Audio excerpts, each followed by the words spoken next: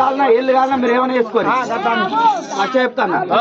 అమ్మవారు ఆదిశక్తి లోకమాత జగజ్జనని ఏ విధంగా ఉన్నది?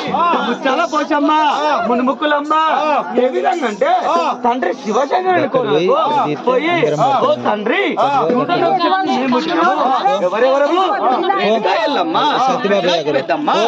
అందరం పుట్టినాం కనుక నువ్వు అందరికి వరం ఇచ్చినావు. రేణుకా ఎల్లమ్మ గౌలు గౌన్ల వారికి వరం ఇచ్చినావు. గౌన్ల వారి ఆడిబిడ్డ అని ముద్రాక్షి పెద్దమ్మ అంటే పెద్దమ్మకు శని వారికి వరం ఇచ్చినావు. మరి నాకెవరికి ఇచ్చినావు అనేసరికి నీకు ఏమంటారు తల్లి అనేసరికి నీకు వరం ఇయ్య అంటే ఏ విధంగా అంటుంది? ముచ్చాల పోషమ్మ ఏ విధంగా కండ్లు గిరగిర తిప్పి ఏ విధంగా కండ్లు గిరగిర తిప్పి నాలుక దాపి అదే శివశంకరుణ్ణి నాలుక మీదకి వెళ్ళి గుంజుకొని ఏ విధంగా కడుపులోకి మింగింది.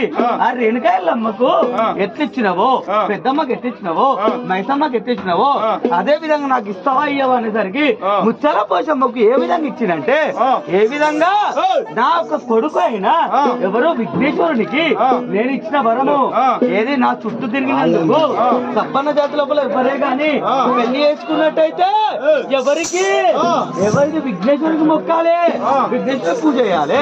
అదే విధంగా ఎవ్వరే గాని సబ్బన్న జాతి లోపల ఎల్లమ్మ పట్టాలే గాని పోచమ్మ పట్టాలే గాని మల్లన్న పట్టాలే గాని ఏ పట్టాలైనా ఎవరిని ఫస్ట్ మొక్కాలంటే పెళ్ళైనా పేరెంటమైనా దేనికైనా గాని పోషమ్మ తల్లి అని